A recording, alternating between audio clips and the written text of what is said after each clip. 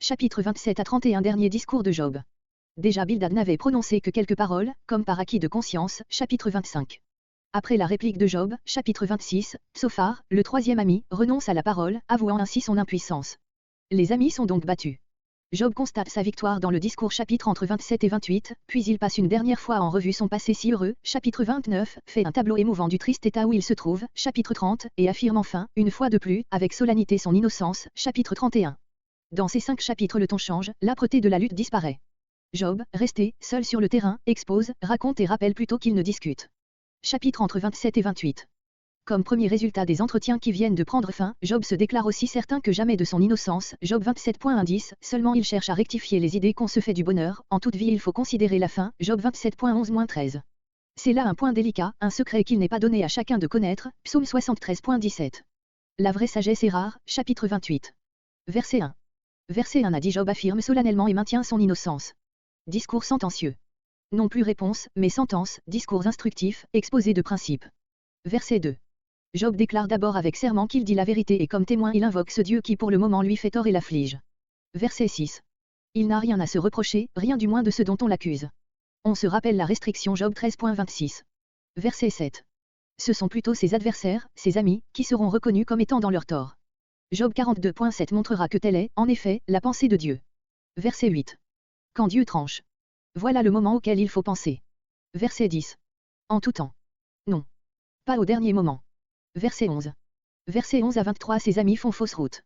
Job veut les instruire et n'a pas d'enseignement à recevoir de leur part. Cette instruction portera sur le sort définitif des méchants.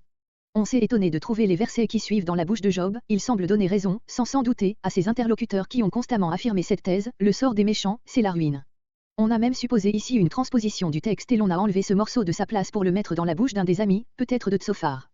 Mais à tort, selon nous. Attendons la fin, dit Job à ses amis. La victoire qu'il a remportée sur eux fait naître le calme dans son âme et fortifie son espérance. Dieu finira par le justifier. Versets entre 11 et 12 grande bienveillance. Au fond, nous sommes d'accord, seulement, vous ne tirez pas de ce que vous entrevoyez les conséquences vraies. Verset 15. À peine décédés, littéralement, dans leur mort.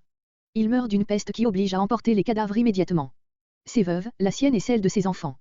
Il n'y a pas de cortège, vu la hâte avec laquelle on enterre. Verset 16. Qu'il entasse des habits, pour lui et des robes de rechange pour ses hôtes, Jacques 5.2. Verset 18. Sa maison aura aussi peu de consistance que celle qu'une teigne se tisse dans l'étoffe où elle s'établit. Verset 19. Riche, quoique riche.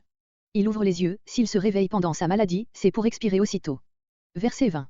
Les angoisses, les affres de la mort. La nuit, celle même qui suit le jour où il est tombé malade. Verset 21. Le vent d'Orient, auquel on donne aussi le nom de Simoun, vent empoisonné. La mort terrible et subite du méchant est comparée à celle dont on est frappé quand on a le malheur d'être atteint par ces redoutables rafales.